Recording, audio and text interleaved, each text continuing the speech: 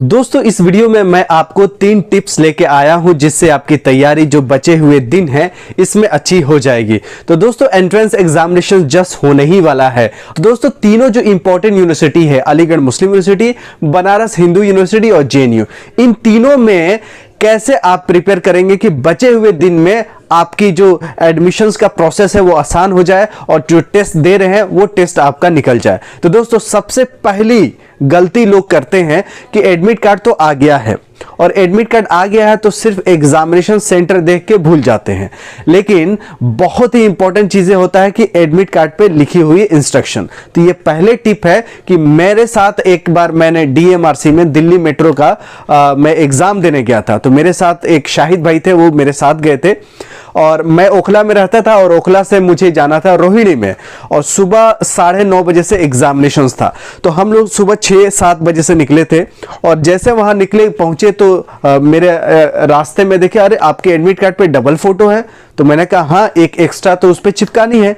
तो शाहिद भाई बोले कि नहीं नहीं नहीं नहीं, ऐसा नहीं है, गलती आपने किया, उस पर नहीं चिपकानी है। तो मैंने कहा देखिए ये जो बॉक्स बना हुआ है इस पर लिखा है कि आपको एक फोटो अलग से चिपकानी है।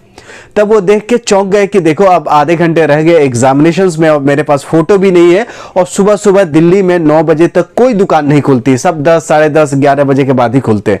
तो 9:30 बजे से तो एग्जामिनेशंस थी और 9 बजे एंट्री थी। तो उनका बड़ा मुश्किल से सारा सिस्टम हुआ, बहुत ही मतलब आप क्या कहें, आप होपलेस हो जाते हैं। जब होपलेस होते हैं तो आपकी तैयारी जो की हुई रहती है दिमाग में वैनिश हो जाता है।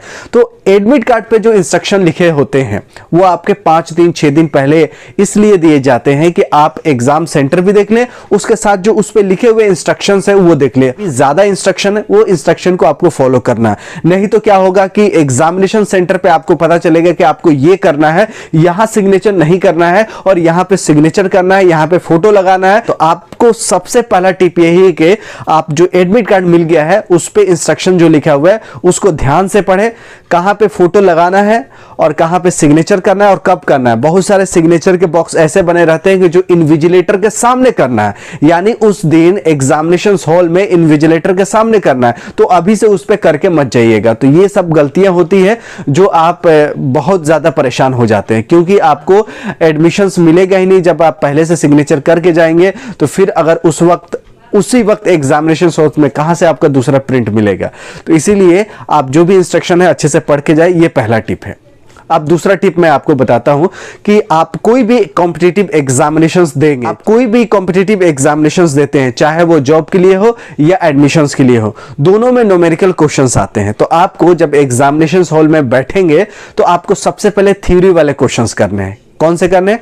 थ्योरी वाले क्वेश्चंस करने। अब क्यों करने हैं, इसका रीजन क्या है वो मैं आपको बताता हूं। दोस्तों देखिए, न्यूमेरिकल क्वेश्चंस होते हैं, इसमें फॉर्मूले की जरूरत होती है, कैलकुलेशंस की जरूरत होता है। तो जानते हुए भी क्वेश्चंस गलत हो जाते हैं क्योंकि आप कैलकुलेशन में मिस्टेक कर सकते हैं और मिस्टेक्स हो जाता है ज्यादातर न्यूमेरिकल क्वेश्चंस में। और न्यूमेरिकल क्वेश्चंस एक क्वेश्चंस करने में अच्छा खासा समय लगता है। तो सबसे पहले आपको थ्योरी वाले क्वेश्चंस करने हैं। ये दूसरा टिप है। सबसे पहले चाहे एएमयू, बीएचयू, जेएनयू वाले सब समझे, क्योंकि आपको एप्टीट्यूड तो आजकल हर जगह घुसा दिया गया है। चाहे आईएएस का एग्जाम हो, एसएससी के एग्जाम हो, न्यूमेरिकल एप्टीट्यूड पूछ लिए जाते हैं। तो क्वांटिटेटिव एप्टीट्यूड की बात करें, न्यूमेरिकल एनालिसिस की बात करें या मैथ्स की बात करें, तो इन सारों में टाइम लग जाता है। तो टाइम कैसे बचाएंगे, टाइम कैसे मैनेज करेंगे? पहले थ्योरी का क्वेश्चंस कर ले, थ्योरी का क्वेश्चन पढ़िए, आंसर मिल जाएगा, आगे बढ़िए, पढ़िए, आंसर मिल जाएगा, आगे बढ़िए। ये थ्योरी का ये प्रोसेस है। और जो न्यूमेरिकल्स है उसका प्रोसेस ये है कि आप देखिए क्वेश्चन, समझिए कौन सा फॉर्मूला या लगेगा इसमें, वो फॉर्मूले से आप कैलकुलेशंस कीजिए और कैलकुलेशंस करके तब आंसर निकालिए। कभी कभी कैलकुलेशन मिस्टेक हो जाता है, फॉर्मूला अगर आपको याद भी है तो भी कैलकुलेशन मिस्टेक हो जाता है। तो उसमें आपको पहले थ्योरी क्वेश्चंस कर लेने हैं, ठीक है, उसके बाद न्यूमेरिकल पे आना। तीसरा जो टिप है, ये टिप है कि बहुत सारे टेस्ट में ना निगेटिव मार्किंग होते हैं। जैसे कि एएमयू, बीएचयू के स्कूल में टेस्ट होते हैं, जैसे 6 में, 9th में, 11th में भी इसमें निगेटिव मार्किंग नहीं होता। लेकिन एएमयू क्योंकि 11th क्लास का और डिप्लोमा इंजीनियरिंग का कंबाइंड टेस्ट होता है, तो सिर्फ अलीगढ़ मुस्लिम यूनिवर्सिटी ही ऐसा यूनिवर्सिटी है जिसमें क्लास 11th में निगेटिव मार्किंग होता है। जामिया में 11th में निगेटिव मार्किंग नहीं है, बीएचयू के 11th में निगेटिव मार्किंग नहीं है, लेकिन एएमयू के 11th में निगेटिव मार्किंग है। उसका रीजन ये है कि 11th के साथ साथ डिप्लोमा इंजीनियरिंग का टेस्ट होता है। तो दोनों में, यूनिवर्सिटी में क्या होता है, हर जगह ना निगेटिव मार्किंग होता है और स्कूल में निगेटिव मार्किंग नहीं होता है। तो आप समझ सकते हैं कि आपको निगेटिव मार्किंग का सामना करना पड़ सकता है। तो आपको कब तुक्का मारना चाहिए, कब तुक्का नहीं मारना चाहिए, ये तीसरा टिप है। तुक्का कब मारना चाहिए, जब आपको लगे कि आप जो क्वेश्चंस बनाए हैं 40% से डाउन जा रहा है, यानी 100 क्वेश्चंस का टेस्ट है और 40 ही आपको ऐसा लग रहा है कि 40 ही सही होगा। तो 40 पे तो कट ऑफ किसी कोर्स का नहीं जाता है। तो आपको तुक्का मारने की आवश्यकता पड़ेगी, क्योंकि आप 40% से कम क्वेश्चंस आपको लग रहा है कि सही है और तुक्का आपको मारना मजबूरी है, क्योंकि 40 में से 40 भी सही हो जाए तो भी आप कट ऑफ पार नहीं कर पाएंगे, क्योंकि एएमयू में, जामिया में, बीएचयू में, जो सेंट्रल यूनिवर्सिटी है, या जेएनयू में, डीयू में कट ऑफ बड़ा हाई जाता है। तो इस केस में आप अगर 60% 50% के बीच में आपका सही आंसर आपको लग रहा है, आपका इंट्यूशन है, आपका मन में आ रहा है कि मेरा 50 से लेकर 60 के बीच में सही हो सकता है, तब आपको तुक्का मारने की जरूरत नहीं है। लेकिन अगर 40% से कम आपका क्वेश्चंस सही लग रहा है तो आपको मजबूरन सारे क्वेश्चंस को तुक्का मारना पड़ेगा, क्योंकि आपको लक ट्राई करना पड़ेगा, क्योंकि 40 से कम परसेंटेज पे आपका किसी भी कोर्स में एडमिशन नहीं होने वाला है, तब आपको तुक्का मारना है। तो ये तीसरा टिप है। मैं एक बार फिर से समराइज कर देता हूं, चाहे एएमयू वाले, बीएचयू वाले या जेएनयू वाले। पहला टिप ये है कि जितने भी एडमिट कार्ड के इंस्ट्रक्शन है उसको ध्यान से पढ़ के जाना है। फोटो लगाना है कि नहीं लगाना है, सिग्नेचर पहले करना है या उनके इन्विजिलेटर के सामने करना है, ये आपको ध्यान रखनी है।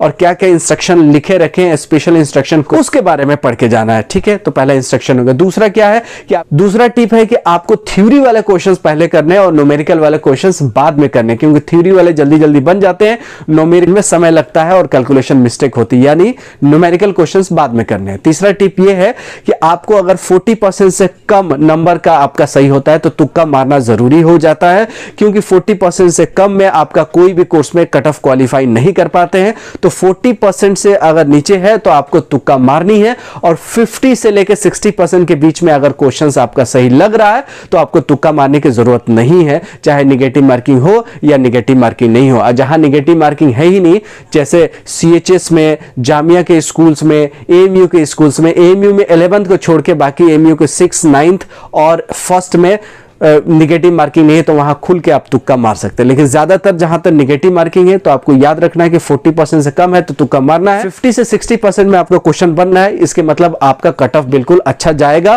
और आपका इस साल एडमिशन हो जाएगा। तो मुझे उम्मीद है कि ये एग्जामिनेशन से पहले ये 3 टिप आपको बहुत ही काम आने वाली है। तो वीडियो पसंद आई होगी तो लाइक कीजिएगा, चैनल पर नए तो सब्सक्राइब कीजिएगा। मिलते हैं अगली वीडियो में, तब तक you take good care of yourself. जय हिंद, जय भारत।